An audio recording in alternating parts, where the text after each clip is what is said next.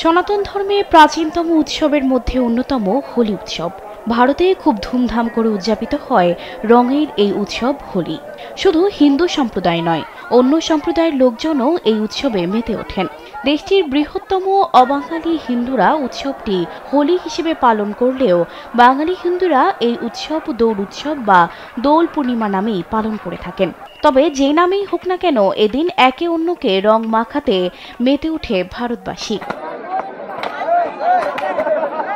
ভারতের বিভিন্ন জায়গায় এক এক রকম নামে উদযাপিত হয় বসন্তকালীন রঙের উৎসব। কোথাও নারীরা পুরুষদের লাঠি দিয়ে তাড়ান, কোনো জায়গায় হোলি মানেই গান বাজনার উৎসব, আবার কোথাও হয় বর্ণাঢ্য শোভাযাত্রা।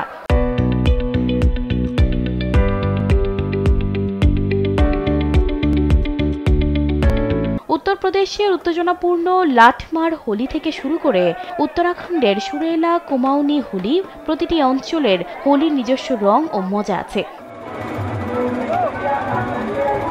হোলি উদযাপনের অন্যতম বিখ্যাত ঐতিহ্য দেখা যায় বর্সনা এবং নন্দগাঁও অঞ্চলে। লাঠমার হোলির জন্য পরিচিত এই গ্রামের হোলি খেলায় নারীরা লাঠি দিয়ে পুরুষদের আঘাত করে এবং পুরুষরা নিজেদের রক্ষা করার চেষ্টা করে। ভারতের উত্তরপ্রদেশের হাজার হাজার নারী ঐতিহ্যবাহী লাঠমার হোলি উৎসবে অংশ নিয়ে থাকেন।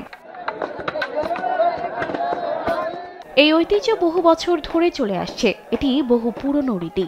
রং খেলার মাঝেই মাথায় বালিশ নিয়ে সারিবদ্ধভাবে দাঁড়ান পুরুষরা। কাঠের লম্বা লাঠি দিয়ে সেই বালিশে সজোরে আঘাত করেন নারীরা। কথিত আছে, হোলি উৎসবের দিন প্রেমিকা রাধার সাথে দেখা করতে বর্ষণায় এসেছিলেন শ্রীকৃষ্ণ। সে সময় রাধাকে রং ছিটিয়ে দিলে মজার ছলে কৃষ্ণকে লাঠি দিয়ে আঘাত করে রাধা।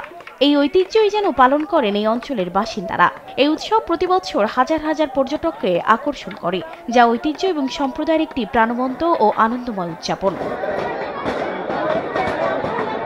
সানজিদা রহমান, কালবেলা।